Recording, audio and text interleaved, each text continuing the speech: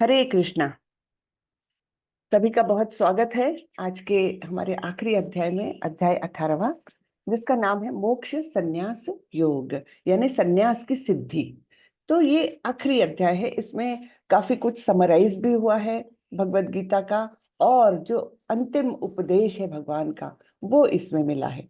हम इस अध्याय की सुंदरता देखेंगे, भगवत गीता की सुंदरता देखेंगे इसमें, कि देखिए इतना उपदेश दिया भगवान ने, है ना। पहले अध्याय में क्या स्थिति थी अर्जुन की, कि हे कृष्ण मैं युद्ध नहीं करूंगा, है ना। एकदम जैसे डिप्रेस्ड, मुझे कुछ नहीं करना, इस प्रकार से जो है ना, वैसी मनस्थिति थी उनकी। भ्रमित हो गए थे वे। और अभी अंतिम अध्याय में जब कृष्ण उनको कहेंगे कि देखो अब मैंने तुमको सारी बातें बता दी है, सारा ज्ञान बता दिया है, इसके बाद तुमको जो इच्छा हो वो करो। जो तुमको करना है, जो तुमको योग्य लगता है वो तुम करो। तो इतनी फ्रीडम भगवान देते हैं, है ना। हर एक जीव को भगवान ने कुछ फ्रीडम देकर रखी है। क्या है? Freedom to desire, freedom to take decision, है ना। एक एक एक इसमें, हर एक में हमको फ्रीडम दी है। हर एक जीव को कुछ फ्रीडम दी है, वो ये है। भगवान ने सब कुछ बताया और उसके बाद बोल रहे हैं कि तुमको जो योग्य लगता है वो तुम करो। और तब अगर अर्जुन अगर बोल देते कि नहीं नहीं मुझे तो युद्ध ना करना ही ठीक लग रहा है, तो वो ठीक रहता क्या? नहीं। क्योंकि ये भगवान की इच्छा है कि ये युद्ध होए। ये भगवान की इच्छा है कि यहाँ पर इतने इतने लोगों का नाश हो जाए, उनकी मृत्यु हो जाए। क्योंकि काल रूपी उनके मुख में हमने देखा है कैसे सारे योद्धा, जैसे नदी का प्रवाह जाता है समुद्र की ओर, वैसे वो सारे योद्धा काल के मुख में खींचे जा रहे थे, और दांतों तले चूर्णित हो रहे थे, है ना। तो ये 11वें अध्याय में उन्होंने बता दिया कि इनकी मृत्यु तो निश्चित है, इनको मैंने पहले ही मार डाला है, अब तुम निमित्त मात्र बनो। इतना क्लियर किया है। वैसे ही हमारे जीवन का भी होता है कि कुछ कुछ बातें होती है जो भगवान ने डिसाइड की है, उसमें हम अगर अपना कुछ योगदान करेंगे तो फिर क्या होता है, भगवान प्रसन्न होते हैं, है ना। नहीं करेंगे, भगवान का कार्य तो होना ही है, वो कहीं नहीं अटकता। उतने जो योद्धा मारे जाने वाले थे वो तो मारे ही जाते, लेकिन निमित्त मात्रम भव सव्यसाची, वो भगवान क्रेडिट देते हैं भक्तों को अपने, कि तुम करो, दुनिया में तुम्हारा नाम हो जाएगा, है ना। तो यहाँ पर भी वही परिस्थिति अर्जुन के लिए है। और तब अर्जुन क्या बोलेंगे कृष्ण को, कि हाँ अब मेरा मोह दूर हो गया है, अब मुझे ये बात समझ में आ गई है कि केवल आपके उपदेश के अनुसार ही मुझे चलना चाहिए, तो मैं आपके उपदेश उपदेश के अनुसार ही युद्ध करूंगा, है ना। तो इस प्रकार बहुत मतलब इस भगवत गीता की ये सुंदरता बहुत हमने ध्यान में लेनी चाहिए, कि फ्रीडम देते हैं भगवान। कहीं ये नहीं बोलते कि देखो अब मैंने तुमको अब ये बता दिया ना, समझ में आ गया ना, अब चलो करो युद्ध करो, ये नहीं बात, है ना। उसके बाद भी भगवान फ्रीडम दे रहे हैं अर्जुन को कि अब तुमको जो ठीक लगता है वो करो। तो चलिए हम इस अध्याय की ओर मुड़ते हैं। वो काफी लंबा अध्याय है तो हमको थोड़ा फास्ट जाना पड़ेगा। पहले मैं मंगलाचरण करके फिर शुरू करती हूँ। ओम नमो भगवते वासुदेवाय। ओम नमो भगवते वासुदेवाय। ओम नमो भगवते वासुदेवाय। ओम अज्ञानतिमिरान्धस्य ज्ञानाञ्जनशलाकया चक्षुरुन्मीलितं येन तस्मै श्रीगुरवे नमः। श्रीचैतन्यमनोभीष्टं स्थापितं येन भूतले स्वयं रूपः कदा मह्यं ददाति स्वपदान्तिकं। वन्देऽहं श्रीगुरो श्रीयुतपदकमलं श्रीगुरुन् वैष्णवांश्च श्रीरूपं साग्रजातं सहगणरघुनाथान्वितं तं सजीवं साद्वैतं सावधूतं परिजनसहितं कृष्णचैतन्यदेवं श्रीराधा कृष्णपादान् सहगणललिता श्रीविशाखान्वितांश्च। हे कृष्ण करुणा सिंधु दीनबंधु जगतपते गोपेश गोपिका कांत श्री राधा कांत नमोस्तुते। तप्त कांचन गौरांगी राधे वृंदावनेश्वरी वृषभानुसुते देवी प्रणमामि हरिप्रिये। नमो विष्णुपदाय कृष्णपृष्ठाय भूतले श्रीमते भक्ति वेदांत स्वामी इति नामिने नमस्ते सारस्वते देवे गौरवाणी प्रचारिणे निर्विशेषाय शून्यवादी पाश्चात्य देशतारिणे जय श्री कृष्ण चैतन्य प्रभो नित्यानंदा श्री अद्वैत गदाधर श्रीवासादि गौर भक्त वृंदा हरे कृष्णा कृष्णा कृष्णा हरे हरे हरे रामा राम रामा हरे हरे हरे कृष्णा कृष्णा कृष्णा हरे हरे हरे रामा राम राम हरे हरे। हरे कृष्णा सभी को, सभी का बहुत बहुत स्वागत है आज के हरे आखिरी। कृष्णा माता। हरे कृष्णा प्रभु। आपको को होस्ट बना देती हूँ। हरे कृष्णा। तो आज का हमारा आखिरी अध्याय है लेवल 1 का, मोक्ष संन्यास योग, संन्यास की सिद्धि। तो इस अध्याय की शुरुआत अर्जुन अपने प्रश्न द्वारा कर रहे हैं, है ना। अर्जुन ने कितने बीच बीच में प्रश्न पूछे हैं और उसके अनुसार हमारी भगवत गीता प्रवाहित हो रही है ना। भगवान उस मार्ग से मतलब अर्जुन को उपदेश देते हुए एक्चुअली हमको उपदेश दे रहे हैं, है ना।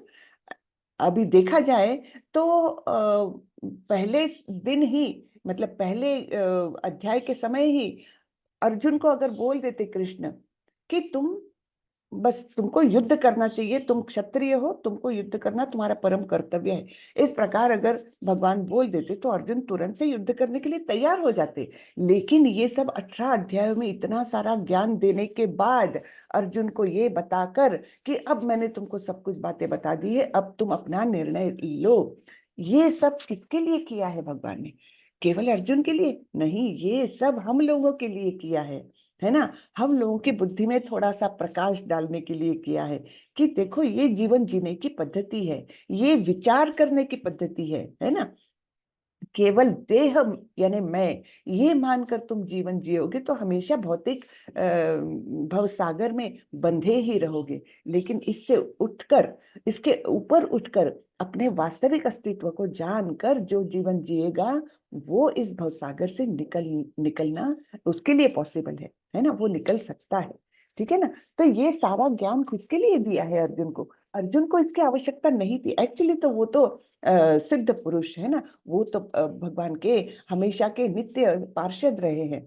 लेकिन उनकी बुद्धि भ्रमित करके उनको सारा ये उपदेश देकर और फिर उनको अपने कर्तव्य के प्रति उनको जागरूक करना, ये सब किसके लिए किया है? ये एक्चुअली हम लोगों के लिए किया है। ये हमने ध्यान में रखना चाहिए। अर्जुन तो एक माध्यम है ना, लेकिन ये सब ज्ञान हम लोगों के लिए है। तो हमारा कर्तव्य है कि हम उस ज्ञान को योग्य परिवेश में ले, उसको ग्रहण करें और उसके अनुसार अपने जीवन को ढालने का प्रयत्न करें कम से कम, है ना। तो चलिए हम देखते हैं क्या बोल रहे हैं भगवान। यहाँ पर अर्जुन प्रश्न पूछ रहे हैं। अर्जुन उवाच संन्यासस्य महाबाहो तत्त्वमिच्छामि वेदितुं त्यागस्य च ऋषिकेश पृथक् केशि निषूदन। अर्जुन ने कहा, हे महाबाहु, मैं त्याग का उद्देश्य जानने का इच्छुक हूँ। और हे केशि निषूदन, हे ऋषिकेश, मैं त्यागमय जीवन अर्थात संन्यास आश्रम का भी उद्देश्य जानना चाहता हूँ। तो त्याग और संन्यास, इसमें क्या अंतर है, इसके बारे में अर्जुन का प्रश्न है। ठीक है। तो भगवान उत्तर देते हैं। श्री भगवान उवाच काम्यानां कर्मणां न्यासं संन्यासं कवयो विदुः सर्व कर्म फल त्यागम प्राहुस्त्यागम विचक्षणाः।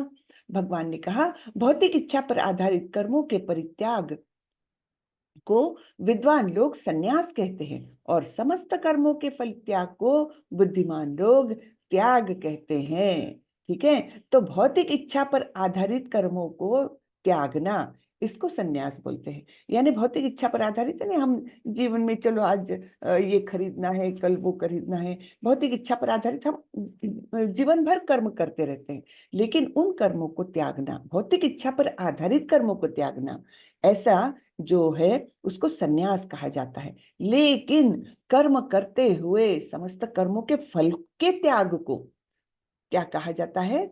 उसको त्याग कहा जाता है। तो संन्यास और त्याग में ये अंतर है।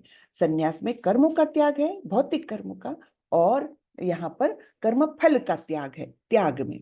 ठीक है, कुछ विद्वान घोषित करते हैं कि समस्त प्रकार के सकाम कर्मों को दोषपूर्ण समझकर त्याग देना चाहिए, किंतु अन्य विद्वान मानते हैं कि यज्ञ, दान तथा तपस्या के कर्मों को कभी नहीं त्यागना चाहिए। तो जो भी हम सकाम कर्म हैं वो दोषपूर्ण है, ऐसा सोचकर कई लोग बोलते हैं, विद्वान लोग बोलते हैं कि उनका त्याग करना चाहिए, सारे ही सकाम कर्मों का त्याग करना चाहिए। लेकिन ये यज्ञ, दान और तप ये कभी भी नहीं त्यागना चाहिए, ऐसे कुछ विद्वानों का मत है। क्यों नहीं त्यागना चाहिए? यज्ञ दान तप कर्म न त्याज्यम कार्यमेव तत्, यज्ञो दानम तपश्चैव पावनानि मनीषिणाम। यज्ञ, दान तथा तपस्या के कर्मों का कभी परित्याग नहीं करना चाहिए, उन्हें अवश्य संपन्न करना चाहिए। निस्संदेह यज्ञ, दान तथा तपस्या महात्माओं को भी शुद्ध बनाते हैं। हाँ, तो ये शुद्धिकरण की क्रियाएं हैं, यज्ञ, दान तथा तप, इसलिए उनको अवश्य संपन्न करना चाहिए, है ना। तो हमने देखा था यज्ञ कैसे है, यज्ञ किसे कहा जाता है कि विष्णु को समर्पित किया हुआ जो भी कार्य है वो यज्ञ कहलाता है। दान, दान के हमने 3 प्रकार देखे हैं, सात्विक दान, राजसिक दान और तामसिक दान, है ना, पिछले अध्याय में देखा है हमने। तो सात्विक दान कैसा है? जो कर्तव्य समझकर और शास्त्रों के आदेशानुसार और कर्म फल की इच्छा के बिना ऐसा जो कर्म किया जाता है, ऐसा जो दान किया जाता है, उसे सात्विक दान कहते हैं, है ना। और राजसिक, वो जैसे हमने उदाहरण देखा था कि वो किसी को अन्नदान दे रहा है लेकिन सेल्फी खींचते हुए, और सेल्फी को फिर वो डालेगा अपने व्हाट्सएप ग्रुप में और अपने फ्रेंड्स को भेजेगा और फिर सब जगह से उसको वाहवाही मिलेगी, ये उद्देश्य है ना। तो उसमें उसका हेतु क्या है? वो मदद करना तो चाह रहा है, लेकिन वापसी में क्या चाह रहे हैं? उसके फल स्वरूप वो अपनी वाहवाही भी चाह रहा है। तो ऐसा दान राजसिक। और तामसिक दान भी हमने देखा था कैसा, कि जो अपात्र को दिया हुआ, असमय दिया हुआ दान, जैसे कि हमने देखा था किसी को नशा करने के लिए पैसे चाहिए, उसने लिखा था ऐसे व्यक्ति को अगर आप नशा करने के लिए पैसे दे रहे हो, दान मत समझिए उसको, वो तो तामसिक दान हुआ, तो उस पाप के भी आप भागी बन जाते हैं, है ना। तो इस प्रकार हमने ये देखा था, यज्ञ, दान, तप भी देखा था, तपस्या हमने शरीर की, वाणी की, है ना, अन्य अलग अलग प्रकार की शरीर, वाणी और मन की तपस्या, 3 प्रकार की तपस्या हमने 17वें अध्याय में देखी थी। तो ये क्रियाएं जो है यज्ञ, दान और तप, ये महात्माओं को भी शुद्ध बनाने वाली क्रियाएं हैं, इनको नहीं त्यागना चाहिए। एतान्यपि तु कर्माणि संगम त्यक्त्वा फलानि च कर्तव्यानीति में पार्थ निश्चितम मतम उत्तमम। इन सारे कार्यों को किसी प्रकार की आसक्ति या फल की आशा के बिना संपन्न करना चाहिए। हे प्रथापुत्र, इन्हें कर्तव्य मानकर संपन्न किया जाना चाहिए, यही मेरा अंतिम मत है। यानी यज्ञ, दान और तप कैसे करनी चाहिए? किसी फल की आशा के बिना, आसक्ति के बिना और कर्तव्य समझकर ऐसे ये कार्य करने चाहिए, यज्ञ, दान और तप। तब वो आपको, मतलब वो आपके लिए अच्छे हैं, आपका शुद्धिकरण करने के लिए अच्छे हैं, है ना। तो हमने ये भी डिस्कस किया था कि सर्वोच्च दान फिर कौन सा हो सकता है? मंदिर के कंस्ट्रक्शन के लिए दिया हुआ दान ये सबसे अच्छा हो सकता है, क्योंकि वहां पर एक ऐसा स्थान बनने जा रहा है जहां अनेक लोग आकर अपना शुद्धिकरण करेंगे, अनेक लोग वहां आएंगे, विग्रहों के दर्शन करेंगे, उस शांति का अनुभव करेंगे। एक्चुअली मंदिर यानी क्या होता है? इस धरातल पर बने हुए वैकुंठ, हाँ, वैसे तो वैकुंठ कहाँ है? आध्यात्मिक जगत में। लेकिन ये जो मंदिर बनते हैं वो अपने आप में वैकुंठ है। क्योंकि कुंठा यानी क्या? कुंठा यानी एंजाइटी। हाँ, कुंठा यानी एंजाइटी। हर चीज की हमको एंजाइटी होती है। अरे मुझे लेट तो नहीं हो रहा, अरे बाप रे ये माता जी तो बहुत लंबा क्लास ले रही है, मुझे जाना है। अंदर अंदर एंजाइटी अपनी, हमको पता भी नहीं रहता, लेकिन वो एंजाइटी रहती है। तो ये एंजाइटी यानी कुंठा। और वैकुंठ यानी क्या? जहां पर एंजाइटी नहीं। तो ऐसे वैकुंठ के पॉकेट्स, जब कृष्ण मंदिर निर्माण होता है, वो वैकुंठ के पॉकेट्स हम हमारे प्रभुपाद जी भी बोलते थे कि ये वैकुंठ के पॉकेट्स बनते हैं धरती पर। तो वहां पर लोग जाते हैं, तब उनको वैकुंठ सा आनंद आता है। और भगवान अत्यंत प्रसन्न होते हैं कि मेरे बच्चों को, मेरे भक्तों को यहाँ पर इकट्ठा करके जोड़ने का कार्य किसी ने किया है ना। तो इसलिए सबसे उत्तम दान मंदिर के कंस्ट्रक्शन के लिए दान होता है। ठीक है। तो ये कार्यों को कैसे, यज्ञ दान और तप को कैसे संपन्न करना है? आसक्ति या फल की आशा के बिना संपन्न करना है, कर्तव्य मानकर संपन्न करना है। हे महाबाहु अर्जुन, वेदांत के अनुसार समस्त कर्मों की पूर्ति के लिए 5 कारण हैं। हाँ, कोई भी कार्य होता है तो उसके पीछे 5 कारण होते हैं। हम अपने आप को बड़े महान समझते हैं कि मैंने ये कार्य किया, लेकिन भगवान क्या बोल रहे हैं? हर कार्य के पीछे 5 चीजें हैं, 5 कारण हैं। अब तुम इन्हें मुझसे जानो। कर्म का स्थान, कर्ता, विभिन्न इंद्रिया, चेष्टाएं यानी प्रयत्न, तथा परमात्मा।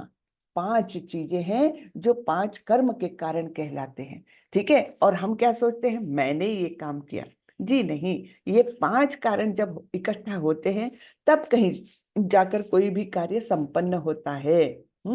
तो जैसे यहाँ पर एक लेडी कुछ कपड़े बेच रही है, तो सबसे पहले उसको क्या चाहिए? वो कार्य संपन्न करने के लिए स्थान चाहिए, फिर वो खुद चाहिए, है ना। फिर उसकी सारी इंद्रियां चाहिए, सब उसको सामग्री भी चाहिए, उसकी इंद्रियां भी चाहिए। और जैसे एक छोटा सा टेबल तो भी चाहिए, उस कपड़े रखने के लिए कुछ अलमारियां चाहिए, है ना। ये सब उसको उपकरण भी चाहिए और उसकी इंद्रिया भी चाहिए। फिर प्रयत्न, उसने बार बार प्रयत्न करना चाहिए। 10 ग्राहक आएंगे, उनको सबको उसने वो प्रयत्न करना चाहिए कि ये ले लीजिए, ये अच्छा है, ये वो, है ना। और उसके बाद अंतिम लेकिन सबसे महत्वपूर्ण कारण परमात्मा यानी भगवान का अप्रूवल चाहिए। तो ये 5 चीजों के बिना कोई भी कार्य संपन्न नहीं हो सकता। आप कोई भी कार्य के लिए लगा के देखिए, ट्यूशन क्लासेस, कोचिंग क्लासेस, अभी बहुत उसका करंट विषय है, इसलिए कोचिंग क्लासेस, उसके लिए भी लगा के देखिए। 5 चीजें आवश्यक है, उसके बिना कोई भी कार्य संपन्न नहीं होता। ठीक है। तो ये 5 कर्म के कारण हैं। तो यहाँ पर जैसे एक फैक्ट्री का उदाहरण दिया है, तो फैक्ट्री के लिए स्थान चाहिए, फिर कुछ काम करने वाले लोग चाहिए, है ना, उपकरण चाहिए, ये इंद्रियां समझ लीजिए, फिर प्रयत्न चाहिए बहुत सारे, और उसके बाद भगवान का अप्रूवल तो चाहिए ही, टॉप मोस्ट, है ना। तो ये सब 5 कारण होते हैं कोई भी कार्य संपन्न करने के लिए। केवल हम 20% उसके क्रेडिट ले सकते हैं, उससे ज्यादा नहीं, है ना। कम यानी हम अपने आप को कर्ता मानकर बहुत अहंकार करते हैं। तब हमने हर काम के लिए ये सोचना चाहिए, मैं तो सिर्फ 20% इसमें पार्टिसिपेट कर रहा हूँ, बाकी तो 80% तो अलग अलग बातें हैं। सबसे इंपॉर्टेंट है भगवान का अप्रूवल। अतएव जो इन 5 कारणों को न मानकर अपने आप को ही एकमात्र कर्ता मानता है, वह निश्चय ही बहुत बुद्धिमान नहीं होता और वस्तुओं को सही रूप में नहीं देखता। ठीक है। तो अपने आप को केवल कारण न माने कोई भी कार्य संपन्न होने का, उसके पीछे इतनी सारी शक्तियां हैं। ज्ञान, ज्ञेय तथा ज्ञाता, ये तीनों कर्म को प्रेरणा देने वाले कारण हैं। इंद्रिया अर्थात करण, कर्म तथा कर्ता, ये 3 कर्म के संघटक हैं। तो प्रेरणा किससे मिलती है? ज्ञान, उसको ज्ञान है कि कपड़ा बेचना, कपड़ा कैसा बेचना है ना। ज्ञेय, जानने लायक, उसको मार्केट का भी मतलब मार्केट के बारे में भी जानती है कि यहाँ पर दुकान लगाने से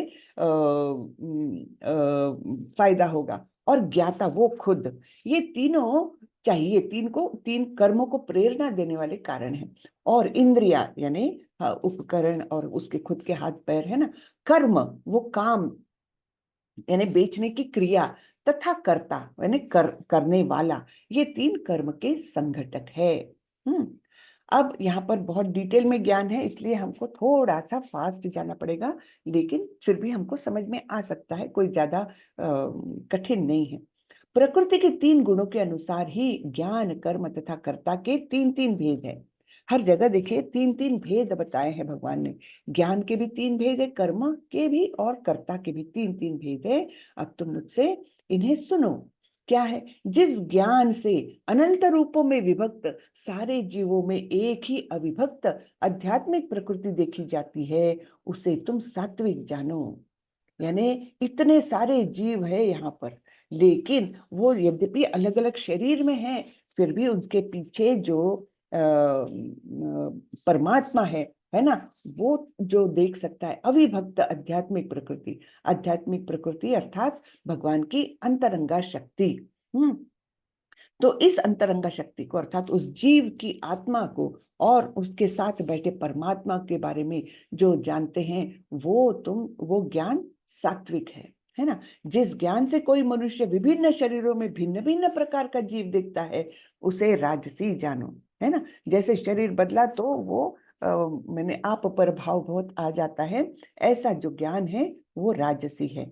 और वह ज्ञान जिससे मनुष्य किसी एक प्रकार के कार्य को जो अति तुच्छ है सब कुछ मानकर सत्य को जाने बिना उसमें लिप्त रहता है, तामसिक कहा जाता है। तो कोई भी एक छोटा सा काम लेकर कोई उसी में पूरा अपना डिवोशन लगाता है, बहुत तुच्छ काम है, लेकिन वो अपने आप को हाँ मैं ये काम कर रहा हूँ, है ना, ऐसा जो समझता है वो ज्ञान कैसा है? तामसी है। ठीक है। प्रकृति के गुणों के आधार पर 3 प्रकार की क्रियाएं, जो कर्म नियमित है और जो आसक्ति, राग या द्वेष से रहित कर्म फल की चाह के बिना किया जाता है, वह सात्विक कहलाता है।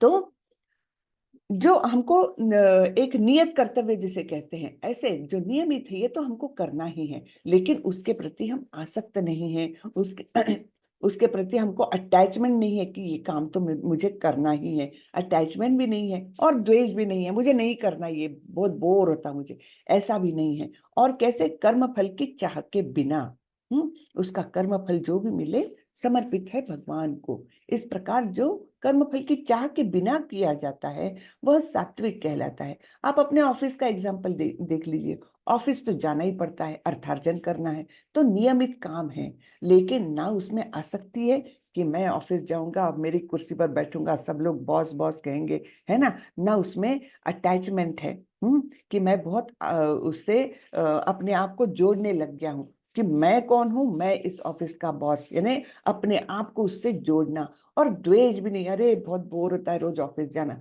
ये भी नहीं। और तो और कर्म फल की चाह के बिना कि मैं ये कार्य करूंगा मुझे वाहवाही मिलेगी, मुझे प्रमोशन मिलेगा, ये भी कर्म फल की चाह के बिना, है ना, ऐसे करना वो सात्विक कार्य है। हाँ, लेकिन जो कार्य अपनी इच्छा पूर्ति के निमित्त प्रयास पूर्वक एवं मिथ्या अहंकार के भाव से किया जाता है, वह रजोगुणी कहलाता है ना। तो ऑफिस जा रहे हैं केवल अपना क्या सैलरी पाने के लिए, और प्रमोशंस चाहिए, प्रयास बहुत ज्यादा कर रहे हैं, फिर 12-13 घंटे काम कर रहे हैं ऑफिस में, प्रयास और अहंकार कि मेरे बिना तो ये ऑफिस का कुछ चलेगा ही नहीं, है ना, ऐसा जो भाव है, तो वो रजोगुणी होता है। बहुत लोग ऐसे मिलते हैं हमें, है ना, ऑफिस में हमको बहुत लोग ऐसे मिलते हैं, उनको लगता है कि मैं अगर 4 दिन छुट्टी लेकर बैठूंगा तो इस ऑफिस में तो काम ही नहीं होगा है ना।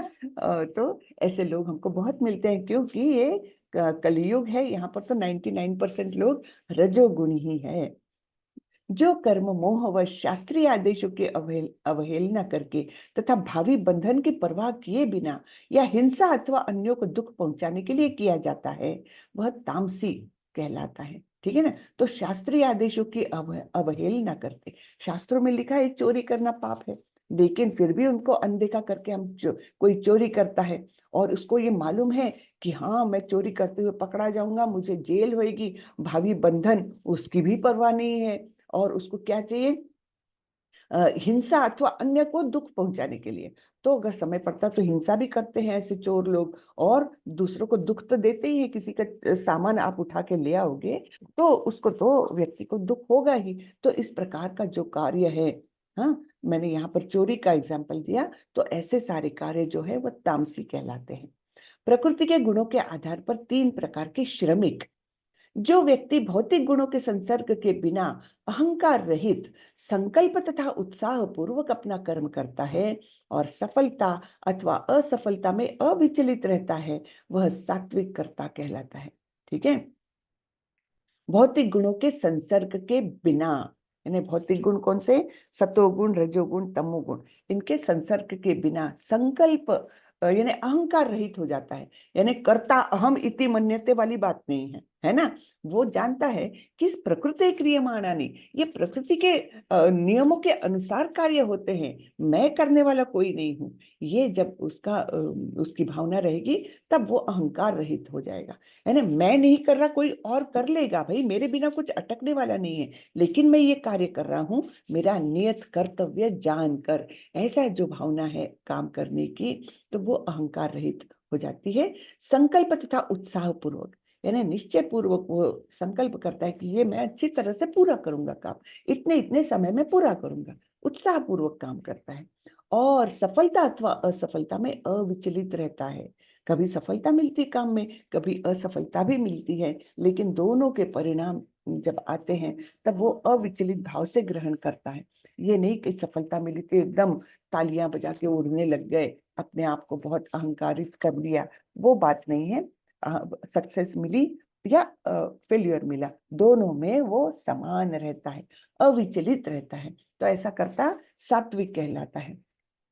लेकिन वह कार्यकर्ता जो अपने श्रम के फल से जुड़ा हुआ है और जो जोश से उसका आनंद लेना चाहता है, जो लालची, ईर्ष्यालु और अपवित्र है और खुशी और संकट से आगे बढ़ता है, जोश जोश की प्रवृत्ति में एक कार्य करता है, अर्थात ये रजोगुणी है ना। तो कैसा है वो? अपने श्रम के फल से जुड़ा है कि मैंने इतनी मेहनत की तो मुझे तो प्रमोशन चाहिए ही, और अगर प्रमोशन मिलता है तब फिर वो भयंकर आनंदित हो जाता है। और वो लालची है, ईर्ष्या, अगर किसी और को मिल गया प्रमोशन तो वो ईर्ष्या करने लगता है ना। इस प्रकार से यानी अपवित्र है, मन के विचार उसके शुद्ध नहीं है, और खुशी और संकट से आगे बढ़ता है, जो उसकी प्रवृत्ति में कार्य करता है, ये राजसी है ना। खुश हो जाता है तो एकदम में आगे और बढ़ जाता है, और संकट भी आता है तो उससे सामना डट के करने की उसकी प्रवृत्ति रहती है। ठीक है। जो करता सदा शास्त्रों के आदेशों के विरुद्ध कार्य करता रहता है, जो भौतिकवादी, हठी, कपटी तथा अन्यों का अपमान करने में पटु है, और जो आलसी, सदैव खिन्न तथा काम करने में दीर्घ सूत्री है, वह तमोगुणी कहलाता है। दीर्घ सूत्री यानी क्या? यानी आज का काम कल पे डालो, कल का काम परसों पे डालो, यानी काम टालते रहता है, आगे बढ़ाता रहता है। उसको समय की पाबंदी बिल्कुल उसको कर नहीं सकता कि समय का पाबंद है कि कल तक ये काम पूरा करना ही है, किसी ने बोला तो भी वो टालने की कोशिश करता है ना। तो वो कैसे करता है? आदेशों के विरुद्ध, शास्त्रों में आदेश जो दिए हैं, ये काम अच्छा है और इसको करना चाहिए, इसको नहीं करना चाहिए, इस प्रकार के जो आदेश है उनके विरुद्ध काम करता है। जो भौतिकवादी की बस, भौतिकवादी अर्थात उसको ये भौतिक संसार में इंद्रिय सुख बस चाहिए और तो कुछ नहीं, है ना। हठी है, कपटी है, अन्यों का अपमान करने में एकदम एक्सपर्ट है ना। वो दूसरों को तुच्छ समझता है और अपमान करता है ना। फिर वो आलसी भी है, सदैव खिन्न है, और काम करने में दीर्घ सूत्री है, वो तमोगुणी कहलाता है। ठीक है। हे धनंजय, अब मैं प्रकृति के तीनों गुणों के अनुसार तुम्हें विभिन्न प्रकार की बुद्धि तथा निर्धारण अर्थात डिटर्मिनेशन, धृति भी कहा जाता है इसे, हाँ, इसके विषय में विस्तार से बताऊंगा, तुम इसे सुनो। हे पृथा पुत्र, वह बुद्धि सतोगुणी है जिसके द्वारा मनुष्य यह जानता है कि क्या करणीय है और क्या नहीं है, किससे डरना चाहिए, किससे नहीं, क्या बांधने वाला है और क्या मुक्ति देने वाला है। यानी डिस्क्रिमिनेशन, बुद्धि का काम है डिस्क्रिमिनेशन, है ना। तो वो डिस्क्रिमिनेशन बराबर उसकी बुद्धि योग्य प्रकार से कर रही है जो सतोगुण में है। हाँ, क्या करना है क्या नहीं करना है, किससे डरना है किससे नहीं डरना है ना, और क्या हमको इस भौतिक जगत में बांध के रखेगा और क्या मुक्ति देगा, ये डिस्क्रिमिनेशन उसके पास है बुद्धि में उसके। फिर रजोगुणी वाला क्या करेगा?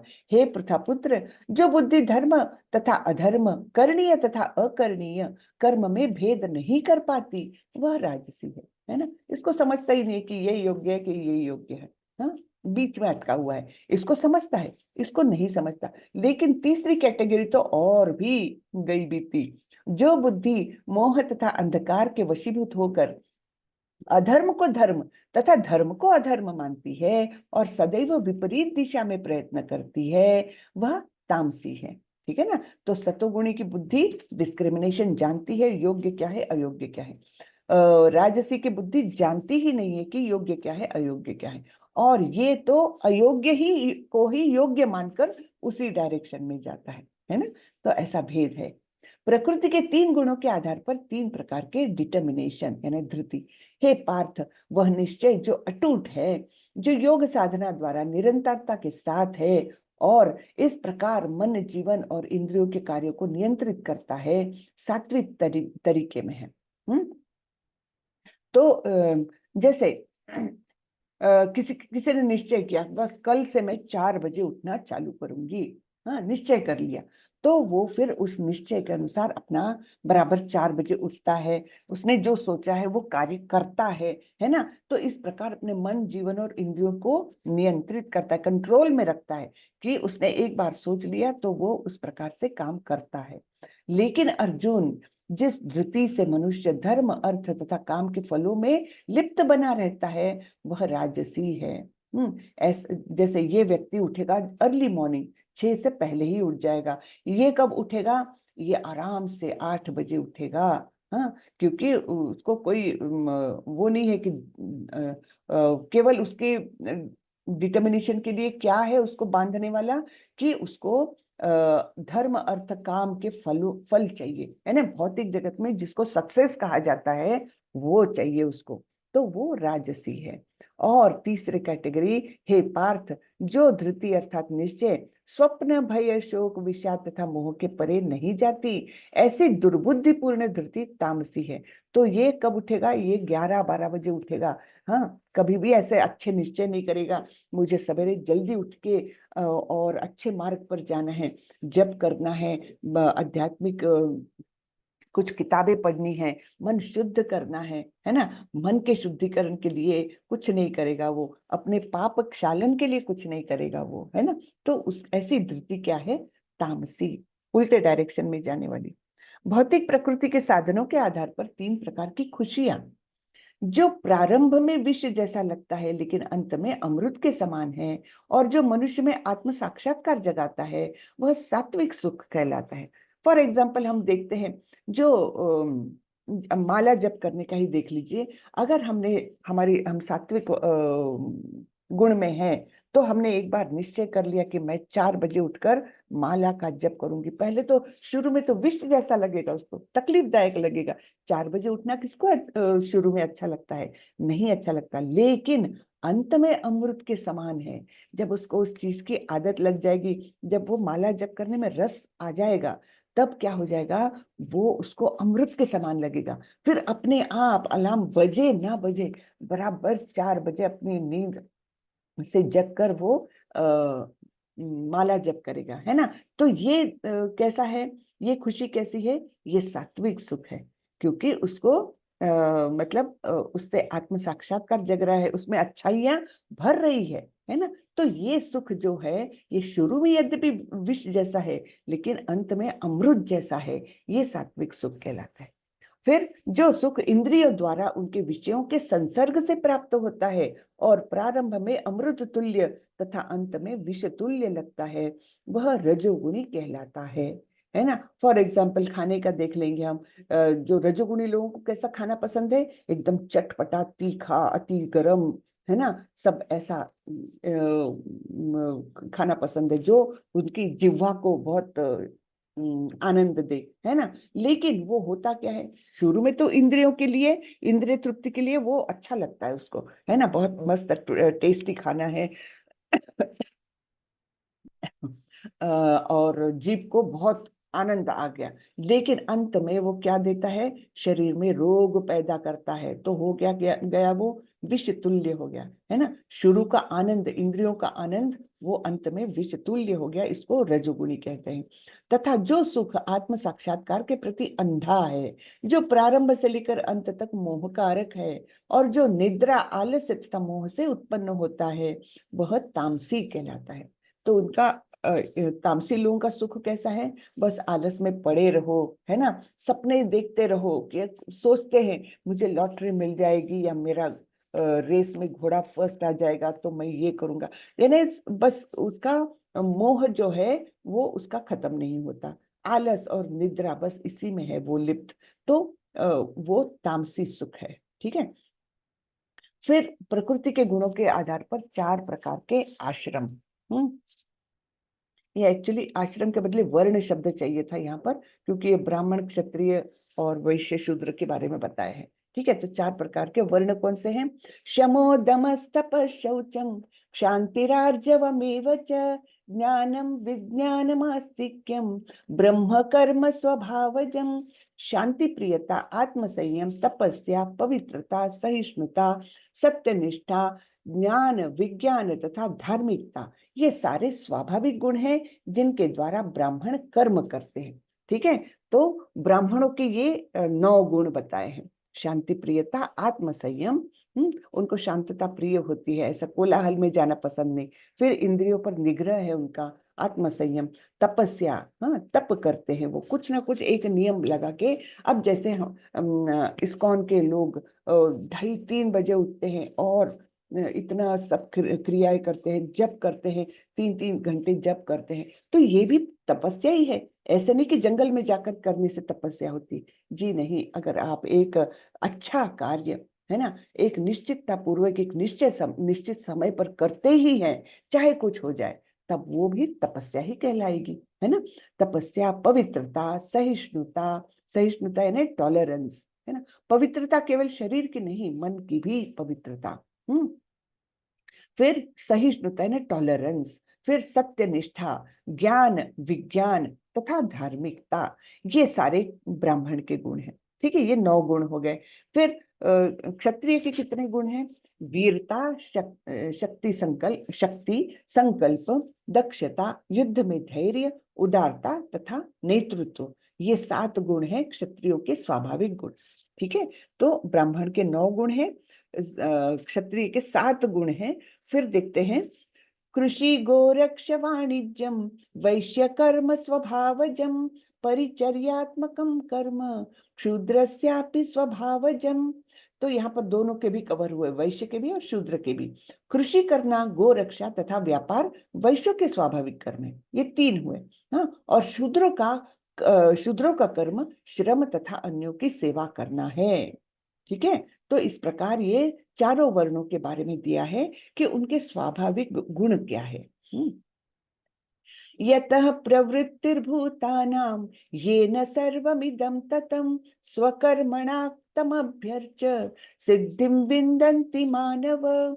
जो सभी प्राणियों का उद्गम है और सर्वव्यापी है, उस भगवान की उपासना करके मनुष्य अपना कर्म करते करते हुए पूर्णता प्राप्त कर सकता है। हमने पहले अध्याय में देखा था, ये चातुर्वर्ण जो है ना, 4 प्रकार के वर्ण, वो किसने निर्माण किए हैं? भगवान बोलते हैं मैंने निर्माण किए हैं। चातुर्वर्ण्यम मया सृष्टम गुणकर्म विभागशः तस्य कर्तारमपि माम विद्धि कर्तारम विद्धि कर्तारम अव्ययम। हाँ, तो मुझे अकर्ता और अव्ययम जानो। यद्यपि मैंने चारों प्रकार के वर्ण निर्माण किए हैं जो गुण और कर्म पर आधारित है। हाँ, जन्म पर नहीं। ये नहीं कि ब्राह्मण का बेटा ब्राह्मण, क्षत्रिय का बेटा क्षत्रिय, ये नहीं। उसके गुण और कर्म के अनुसार 4 वर्णों में समाज बांटा जाता है, जो अपने अपने स्वभाव के अनुसार अपने अपने नियत कर्तव्यों को पूरा करते हुए भगवत प्राप्ति कर सकता है। जरूरी नहीं है कि सभी लोग ब्राह्मण बनेंगे तब भगवत प्राप्ति होगी, जी नहीं। अपने अपने गुण कर्म के अनुसार, अपने अपने वर्णों के अनुसार कर्म करते हुए भगवत प्राप्ति हो सकती है। तो ये 4 वर्ण बनाने के पीछे भगवान की ये कारण है, भगवान ने क्यों बनाया, क्योंकि स्वभाव के अनुसार काम करो, अपने गुणों के अनुसार काम करो, और वो काम करते करते आप ऐसी उन्नति करो, आत्मोन्नति ऐसी करो कि तुम भगवत प्राप्ति कर सकोगे, है ना। तो चारों वर्णों के अंदर हम देख रहे हैं भगवान है जो अपने आप को क्या बोलते, अकर्ता, मैंने नहीं किया, क्योंकि वो अछूते रहते, सब कार्य वो करते हैं, फिर भी उससे आसक्ति रहित एकदम अलग बने रहते हैं। इस प्रकार वे अकर्तारम अव्ययम, हाँ, ऐसे बने रहते हैं। फिर यहाँ पर बताया है, श्रेयान् स्वधर्मो विगुणः परधर्मात् स्वनुष्ठितात् स्वभावनियतं कर्म कुर्वन्नाप्नोति किल्बिषम्। अपने वृत्तिपरक कार्य को करना, चाहे वो कितना ही त्रुटिपूर्ण ढंग से क्यों न किया जाए, अन्य किसी के कार्य को स्वीकार करने और अच्छी प्रकार करने की अपेक्षा अधिक श्रेष्ठ है। अपने स्वभाव के अनुसार निर्दिष्ट कर्म कभी भी पाप से प्रभावित नहीं होते। अपने स्वभाव के अनुसार, है ना, स्वभाव कौन सा है, गुण और कर्म क्या है, उसके अनुसार का स्वभाव, हाँ, उसके अनुसार जो भी हम नियत कर्म करेंगे, निर्दिष्ट कर्म करेंगे, तो पाप से प्रभावित नहीं होंगे।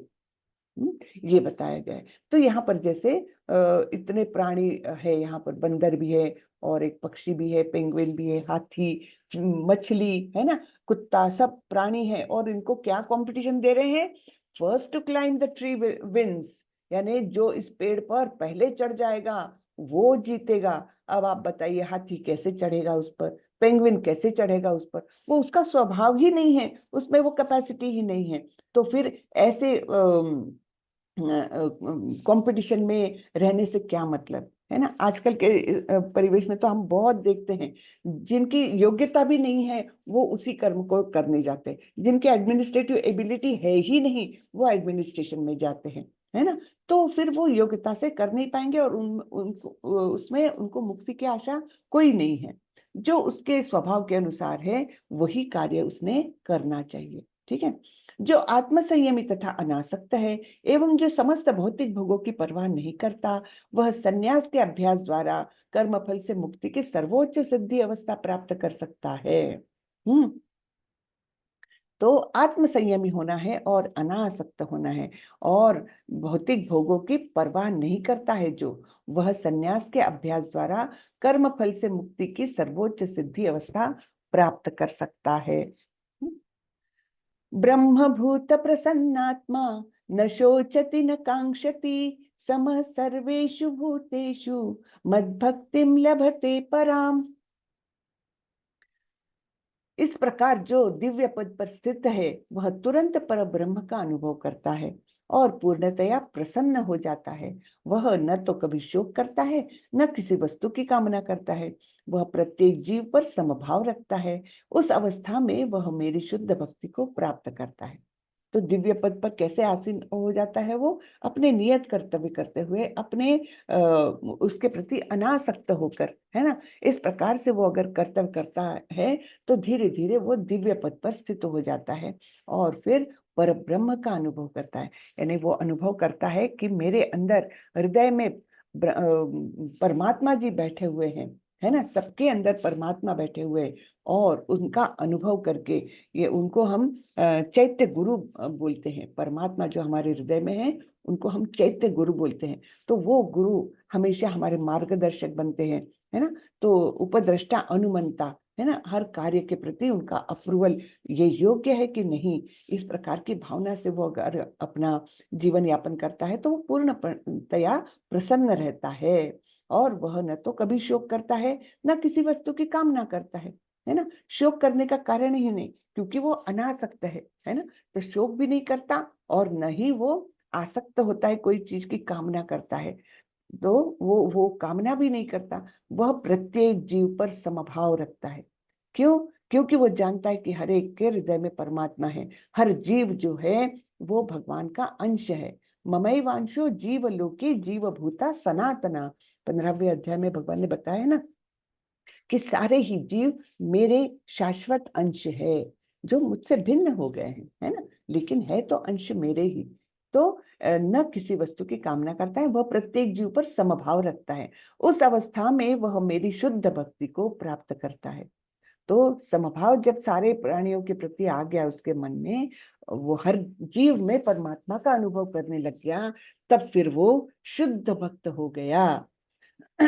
भक्त्या माम अभिजानाति यावान यश्चास्मि तत्वतः ततो माम तत्वतो ज्ञात्वा विशते तदनंतरम।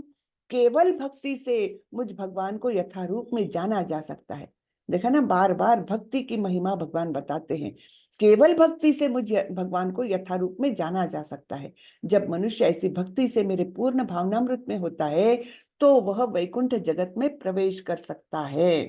केवल भक्ति के माध्यम से हम भगवान को जान सकते हैं।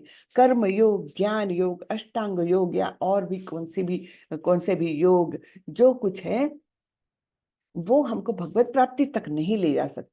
भगवत प्राप्ति के लिए भक्ति ही एक माध्यम है।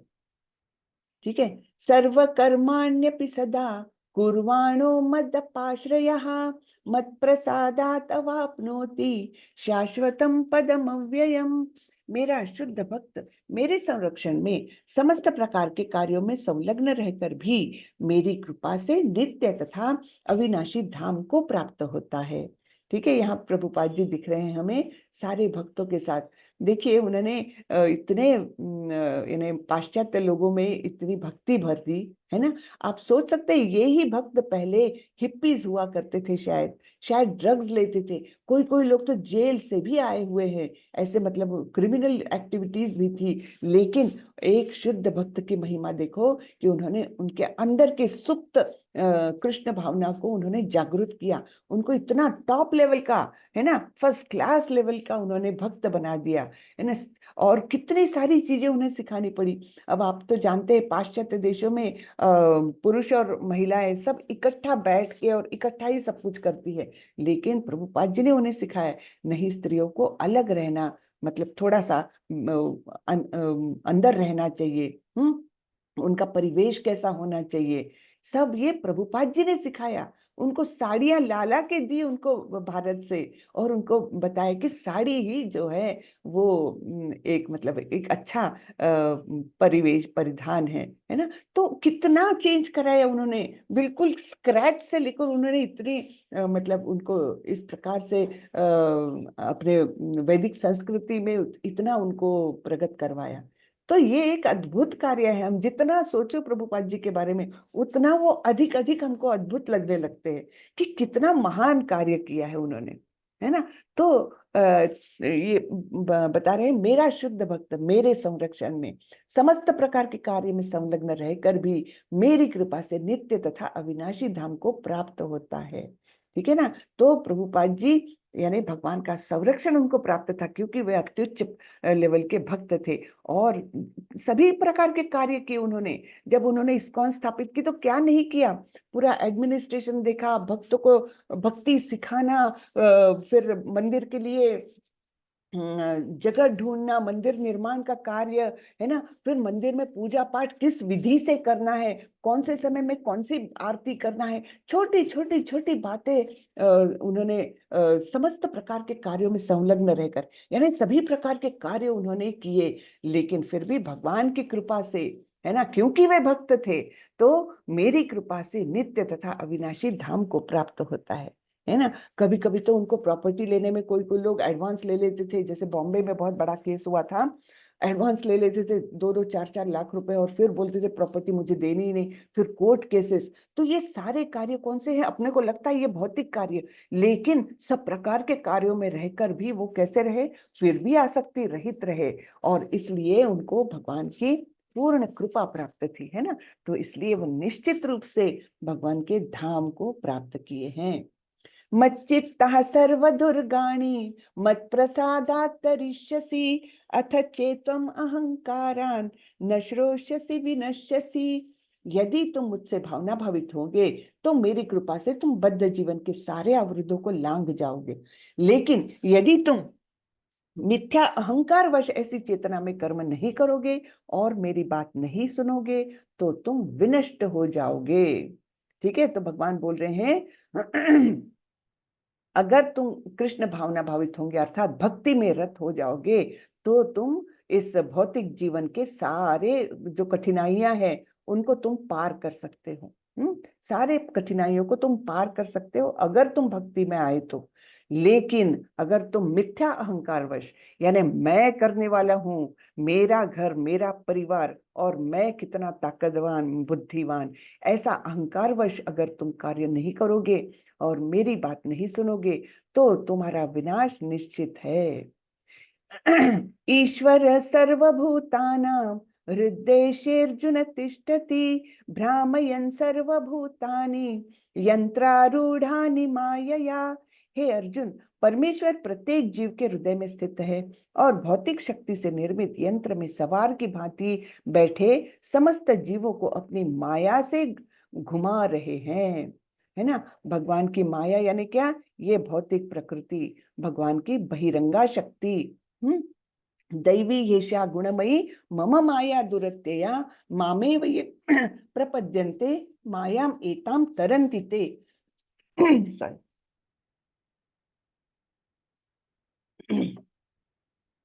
तो भगवान क्या बोल रहे हैं?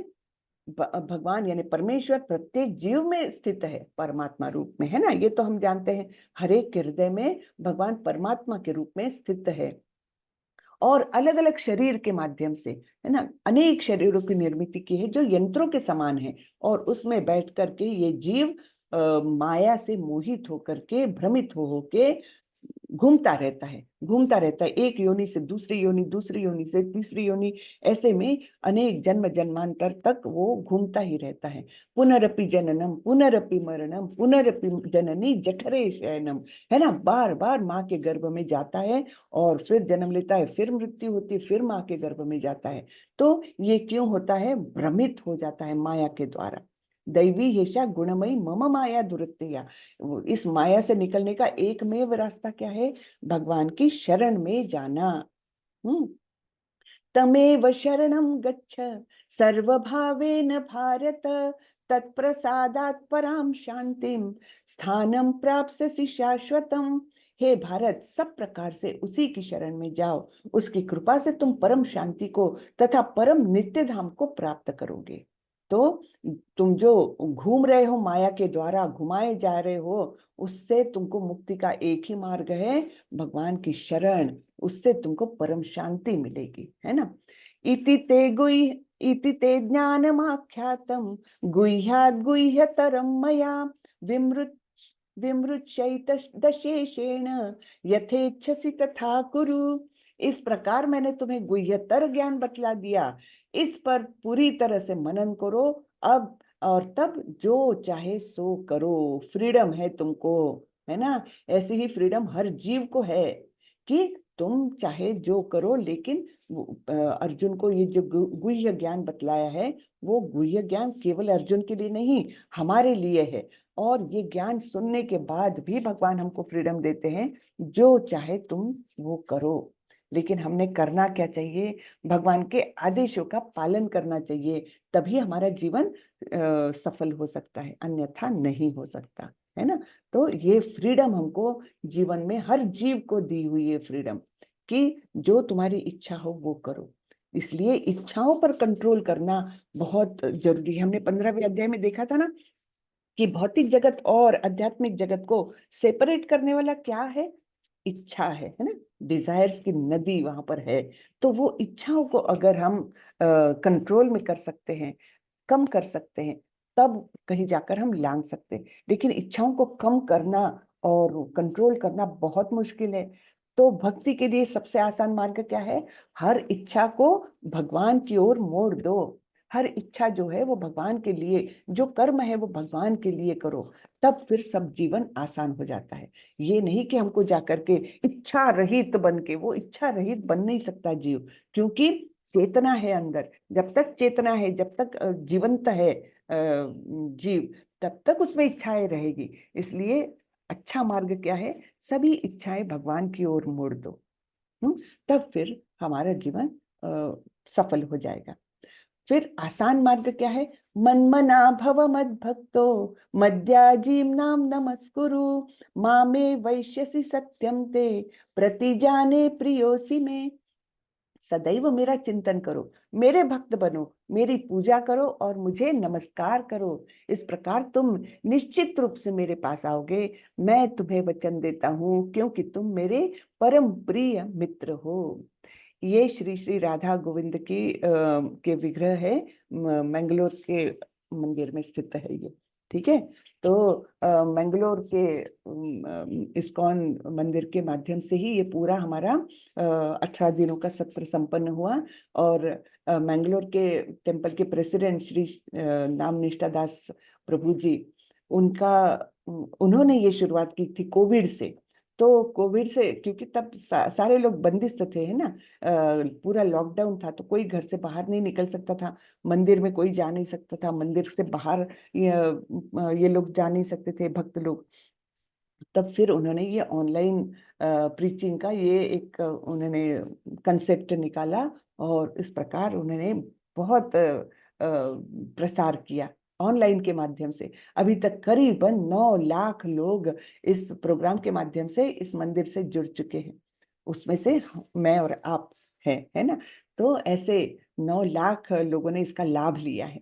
और अभी एक बहुत भव्य मंदिर बनने जा रहा है, बना ही है, 19 तारीख को उसका उद्घाटन है। लेकिन फिर भी उसमें अभी भी कुछ कुछ कमियां हैं, और उसके लिए भी बहुत धन चाहिए है।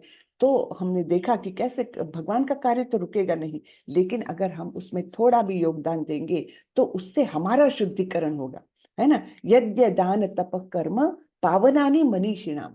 और सबसे उत्तम दान है मंदिर के कंस्ट्रक्शन के लिए दिया हुआ दान। तो इस प्रकार से आप लोग सोचिए और कुछ ना कुछ जरूर योगदान दीजिए आपके शुद्धिकरण के लिए, भगवान की मतलब तुष्टिकरण के लिए, भगवान प्रसन्न हो जाए इसलिए। तो सदैव मेरा चिंतन करो, मेरे भक्त बनो, मेरी पूजा करो और मुझे नमस्कार करो, है ना। तो ये एक फॉर्मूला दिया है भगवान ने भक्ति के लिए। ठीक है, इस प्रकार तुम निश्चित रूप से मेरे पास आओगे। मैं तुम्हें वचन देता हूँ, क्योंकि तुम मेरे परम प्रिय मित्र हो। तो अब आखिरी उपदेश है भगवान का। सर्वधर्मान परित्यज्य मामेकम शरणं व्रज अहम त्वाम सर्व पापेभ्यो मोक्षयिष्यामि मा शुचः। समस्त प्रकार के धर्मों का परित्याग करो और मेरी शरण में आओ, मैं समस्त पापों से तुम्हारा उद्धार कर दूंगा, डरो मत।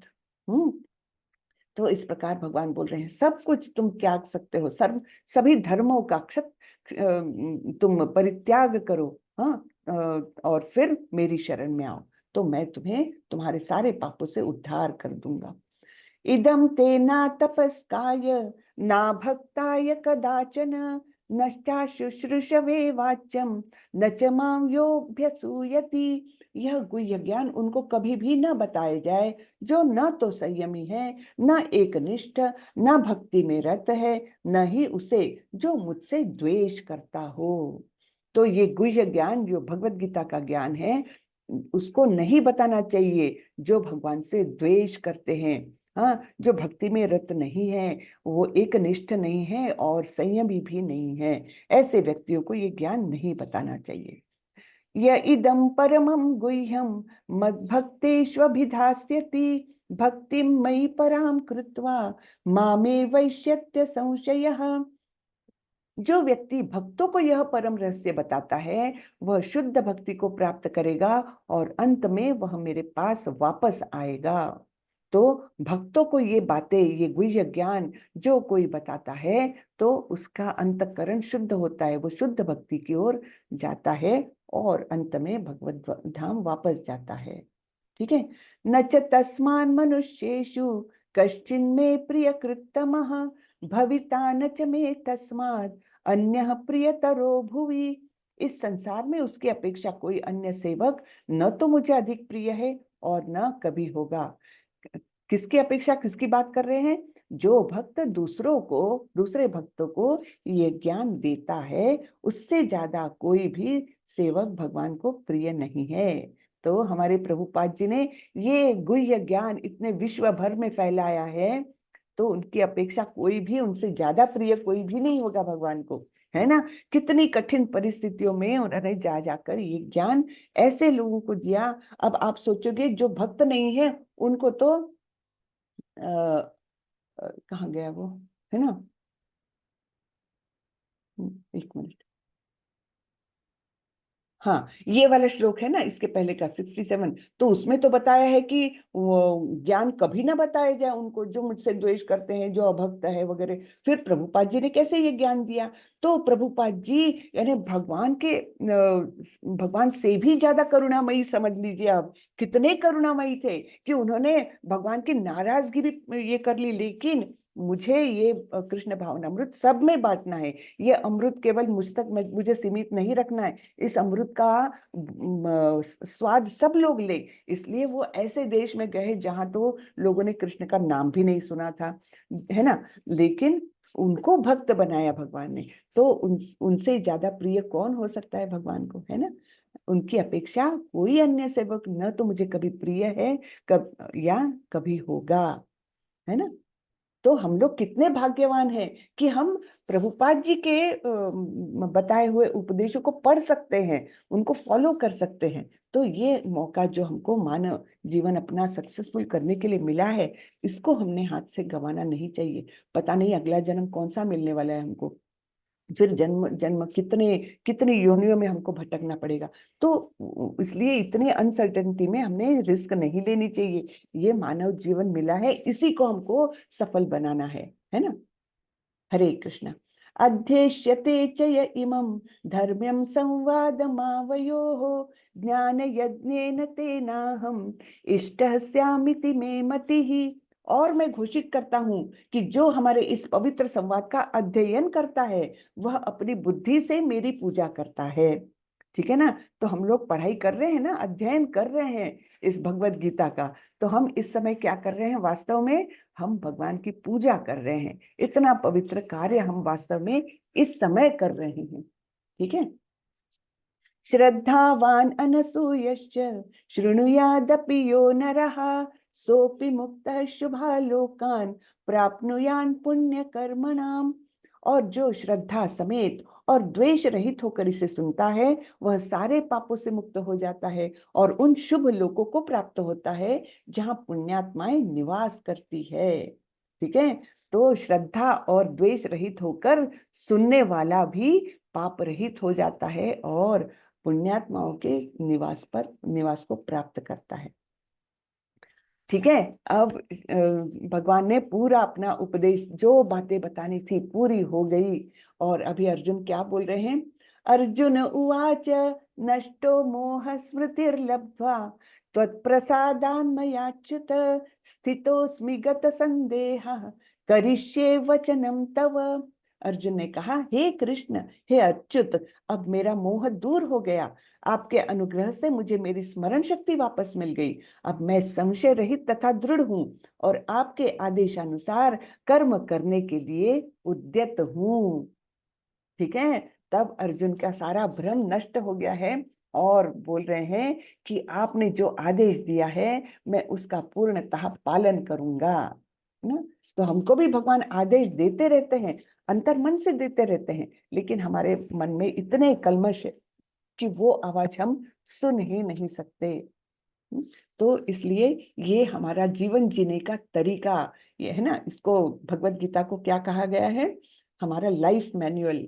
इसको फॉलो करके हमने अगर अपना जीवन जिया तो हम सक्सेसफुल हो गए। अब संजय बता रहे हैं ना, जो सब सुन रहे हैं, तो वो नरेट कर रहे हैं धृतराष्ट्र को। संजय ने कहा, इस प्रकार मैंने कृष्ण तथा अर्जुन इन दोनों महापुरुषों की वार्ता सुनी और यह संदेश इतना अद्भुत है कि मेरे शरीर में रोमांच हो रहा है।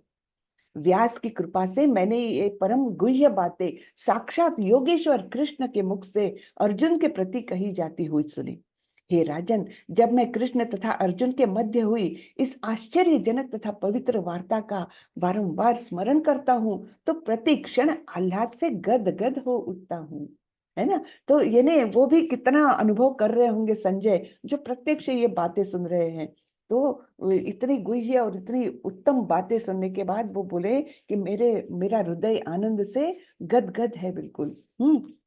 और ये आखिरी श्लोक आता है भगवत गीता का, यत्र योगेश्वर कृष्ण यत्र पार्थो धनुर्धरः तत्र श्रीर्विजयो भूतिर् ध्रुवो नीतिर्मतिर्मम। जहाँ योगेश्वर कृष्ण है और जहाँ परम धनुर्धर अर्जुन है, वही ऐश्वर्य, विजय, अलौकिक शक्ति तथा नीति भी निश्चित रूप से रहती है, ऐसा मेरा मत है। तो संजय ने प्रेडिक्शन तो कर ही दिया कि जहां योगेश्वर कृष्ण है वही विजय होगी, जहां परम धनुर्धर अर्जुन है जो उनके सहयोगी है ना, कृष्ण के सहयोगी है, वही विजय होगी। क्योंकि जहां कृष्ण रहेंगे वहीं पर लक्ष्मी जी रहेगी, यानी ऐश्वर्य रहेगा, वही विजय रहेगा, और दिव्य शक्तियां, है ना, और नीति भी, यानी सत्यता, शुचिता, सब कुछ, सारी नीति जो है वह भी वही रहेगी। ये मेरा मत है, ऐसे संजय ने बता दिया धृतराष्ट्र को। ठीक है, तो स्वामी प्रभुपाद जी के कुछ शब्द सुनेंगे। श्रीला प्रभुपाद की जय। जहां कृष्ण तथा अर्जुन उपस्थित है वही संपूर्ण श्री होगी। युद्ध को यह निर्णय करना था कि संसार पर शासन कौन करेगा। संजय ने भविष्यवाणी की कि सत्ता युधिष्ठिर के ही हाथों में जाएगी, क्योंकि वे न केवल पुण्यात्मा तथा पवित्रात्मा थे, अपितु वे कठोर नीतिवादी थे। उन्होंने जीवन भर कभी असत्य भाषण नहीं किया था। भगवत गीता से हम यह समझ सकते हैं कि ज्ञान तथा ध्यान द्वारा अपनी अनुभूति एक विधि है, लेकिन कृष्ण की शरणागति सर्वोच्च सिद्धि है। ठीक है ना। ज्ञान और ध्यान क्या है, वो तो एक प्रकार का हमको अनुभव आएगा, अनुभूति आएगी, है ना, लेकिन कृष्ण भावनामृत यानी कृष्ण की शरणागति वो सबसे उत्तम है, वो ही सर्वोच्च सिद्धि है। यह भगवत गीता के उपदेशों का सार है। पूर्ण कृष्ण भावना भावित होकर भक्ति में कृष्ण की शरणागति गुह्यतम उपदेश है। यही 18वें अध्याय का सार है, यानी सर्वधर्मान परित्यज्य मामेकम शरणम व्रज, ये सबसे गुह्यतम उपदेश है ना। ये 18वें अध्याय का सार भी है। भगवत गीता में 5 प्रमुख विषयों की व्याख्या की गई है। भगवान, भौतिक प्रकृति, जीव, शाश्वत काल तथा सभी प्रकार के कर्म, ये 5 विषय हमने देखे हैं, है ना। सब कुछ भगवान कृष्ण पर आश्रित है। जीव अपने मूल रूप में शुद्ध आत्मा है, वह परमात्मा का एक परमाणु मात्र है। क्योंकि सारे जीव कृष्ण की तटस्था शक्ति है, अतएव उनका संसर्ग भौतिक शक्ति अर्थात अपरा या आध्यात्मिक शक्ति परा से होता है। दूसरे शब्दों में, जीव भगवान की पराशक्ति से है, अतएव उसमें किंचित स्वतंत्रता रहती है। इस स्वतंत्रता के सदुपयोग से ही वह कृष्ण के प्रत्यक्ष आदेश के अंतर्गत आता है और अपनी सामान्य दशा को प्राप्त होता है। हरे कृष्णा, कितना सुंदर अध्याय है ना। तो इसकी समरी देखते हैं। कर्म से बंधन से मुक्ति योग। तो कौन सा है कर्म? यज्ञ दान तप कर्म पावनानि मनीषिणाम, है ना। यज्ञ दान और तप, ये कर्म जरूर करने चाहिए, उनसे हमारा शुद्धिकरण होता है। कार्रवाई के 5 कारक वो हमने देखे थे। अधिष्ठानम तथा कर्ता, कि उसके लिए कोई भी कर्म संपन्न होने के लिए स्थान चाहिए, फिर अधिष्ठानम तथा कर्ता, करने वाला चाहिए, करणंच पृथक विदा, यानी उसके उपकरण चाहिए, है ना, इंद्रिया चाहिए, और फिर क्या चाहिए, अधिष्ठानम चेष्टाएं चाहिए, है ना, अलग अलग प्रयत्न चाहिए, और 5वां सबसे हाईएस्ट है दैव, यानी भगवान का अप्रूवल चाहिए। ये कोई भी कार्य करने के 5 कारक है ना। फिर 3 जो हमारे गुण हैं वो सब कुछ नियंत्रित करते हैं। हमने देखा कि कैसे उसमें कार्य करते हैं, कैसे धृति है उसकी, है ना। ये सब हमने 3 गुणों के आधार पर देखा है। फिर वर्णाश्रम धर्म के माध्यम से शुद्धि। भगवान ने क्या बोला है, चातुर्वर्ण्य मया सृष्टम। तो ये अपने अपने कर्मों का अनुपालन करके ही मनुष्य उत्तम सिद्धि पा सकता है, ये नहीं कि दूसरे का कार्य करने में लग जाओ, है ना। फिर ब्रह्म मंच, ये क्या है, मद भक्तिम लभते पराम, है ना। वो उसमें दिया है कि जो ब्रह्म को जानता है वो ही फिर उसी के मन में भक्ति उत्पन्न होती है ना। फिर शुद्ध भक्ति यानी कृष्ण चेतना में कैसे होते हैं, सर्वधर्मान परित्यज्य मामेकम शरणं व्रज अहम त्वाम सर्व पापेभ्यो मोक्षयिष्यामि मा शुच। तो और इस प्रकार ये कंक्लूजन है जो संजय ने बताया है कि जहां पर कृष्ण रहेंगे, योगेश्वर कृष्ण, जहां अर्जुन रहेगा वहीं पर विजय श्री है ना, और सभी नीतिमत्ता ये सब वहीं वास करेगी। यही मेरा मत है। ये अंतिम श्लोक आता है ना, यत्र योगेश्वर कृष्ण यत्र पार्थो धनुर्धरा, है ना। तो इस प्रकार ये 18 अध्याय हमारे संपन्न हुए। हरे कृष्णा कृष्ण कृष्ण हरे हरे, हरे राम राम राम हरे हरे। तो स्वयं मूल्यांकन क्या दे सकते हैं, दे दीजिए अपने आप को। आप इसमें आपको कहाँ रेट करते हैं, ठीक है। तो हरे कृष्णा। तो आज का हमारा ये 18वां अध्याय हरे खत्म कृष्ण हो माता गया। जी। दंडवत प्रणाम, दंडवत प्रणाम। मैं अपने बहुत अच्छा रहा माता जी, सारा पूरा जो है आपका सेशन बहुत हरे सुंदर, कृष्ण माता बहुत जी, अच्छा। दंडवत प्रणाम। दंडवत प्रणाम, दंडवत। माता जी हरे बहुत अच्छा था। हरे कृष्णा। कंटिन्यू सारी बहुत अच्छा करती हैं। ये 18वां अध्याय तो बोलते हुए अपने को भी ऐसी खुशी होती है ना, पता नहीं जी माता एकदम जी। बहुत ही उत्तम है ये एकदम, है ना। जी। तो मैं सुनना चाहूंगी अपने पार्टिसिपेंट से, कोई कुछ बोलना चाहे तो। हरे कृष्णा। हरे कृष्णा माता जी। हरे कृष्णा।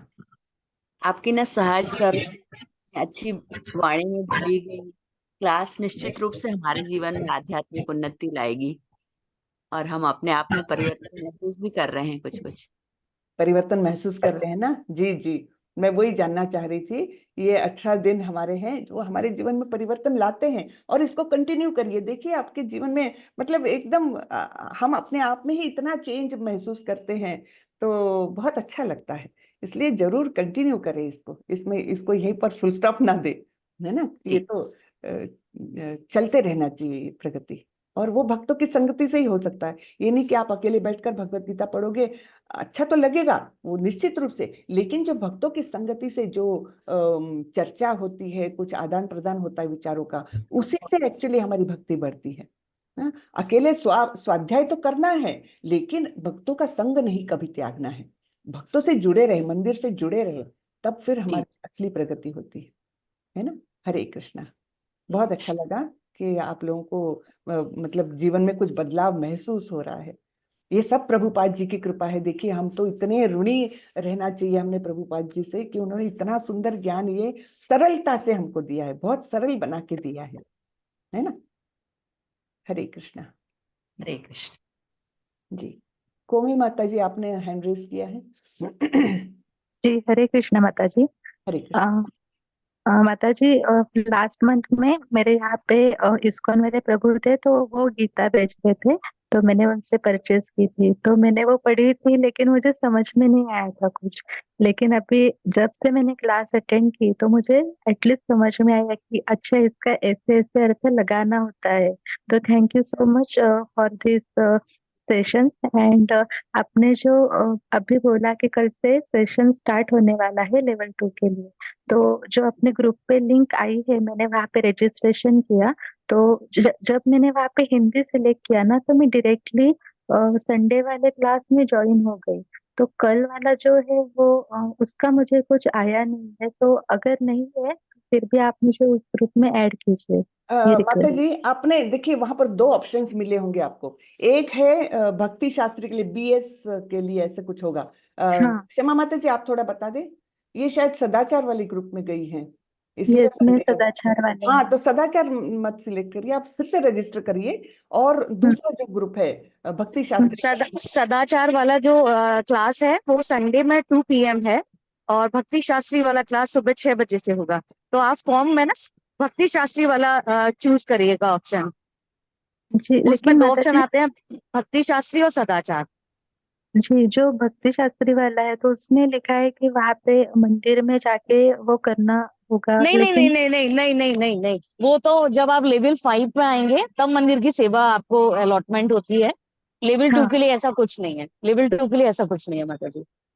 लेवल ठीक है 2, माता। 3, 4 वो कुछ भी नहीं, मंदिर में जाकर करने की वो नहीं है। हाँ हाँ ऑनलाइन सेवा इसीलिए स्टार्ट की गई है कि जो लोग मंदिर नहीं जा सकते हैं, जो इतना टाइम नहीं निकाल सकते हैं, वो इस तरीके से टाइम निकाल के श्रीमद् भागवत गीता को पढ़ें। तो जी मैम, ऑनलाइन ही है, सुबह 6 बजे से माता जी ही क्लास लेंगी जहां तक मुझे पता है। मैं ही लूंगी, ठीक है। हाँ मैं ही ठीक लूंगी है कल मैम। से। हाँ हरे कृष्णा। धन्यवाद। सभी लोग हरे ज्वाइन कृष्ण। करें, मुझे बहुत खुशी होगी। आप लोग सब प्रगति भक्ति करें। शास्त्री पे आपको जाना है, सदाचार भी आप ले सकते हैं, दोनों ऑप्शन ले सकते हैं, कोई प्रॉब्लम नहीं है। अगर समय है तो दोनों ऑप्शन ले लीजिएगा, अदरवाइज भक्ति शास्त्री वाला ऑप्शन लीजिएगा, जिसमें हम श्रीमद् भागवत गीता को अच्छे से पढ़ेंगे। जी माता जी। हरे कृष्णा। हरे कृष्ण। आप थोड़ी ये सूचनाएं थोड़े से व्हाट्सएप ग्रुप पर भी दे दीजिए माता जी, हाँ, अगर दे सकते हैं तो, है ना क्षमा माता जी? जी माता जी, मैं डाल देती हूँ सारा हाँ, अभी। थोड़ा डिटेल में कि जिनको ये कंटिन्यू करना है भगवत गीता का स्टडी, तो हाँ वो भक्ति शास्त्री वाला ऑप्शन चूज करे करके, जी जी जी, है ना? मैं अभी ग्रुप में माता जी एक टेक्स्ट बना के डाल देती हूँ, जिससे कि कंफ्यूजन दूर हो हाँ, जाए। कंफ्यूजन दूर हो जाए, है ना? किसी को हरे कुछ बोलना है? आरती त्यागी माता जी का अनम्यूट है। हरे कृष्ण माता जी, मुझे भी हाँ, भक्ति शास्त्री वाला चाहिए क्लास माता जी। ठीक है ना, वहाँ दो ऑप्शंस मिलेंगे आपको। जब आप रजिस्टर करने जाओगे ना, तब दो ऑप्शंस मिलेंगे, तो उसमें से आप भक्ति शास्त्री चूज कर लीजिएगा। तो माता जी पहले लिंक मिलेगा तब ना? लिंक नहीं, माता जी ने डाला है ना अपने ग्रुप में, लेवल 2 में रजिस्टर करने का लिंक डाला हुआ है। अच्छा।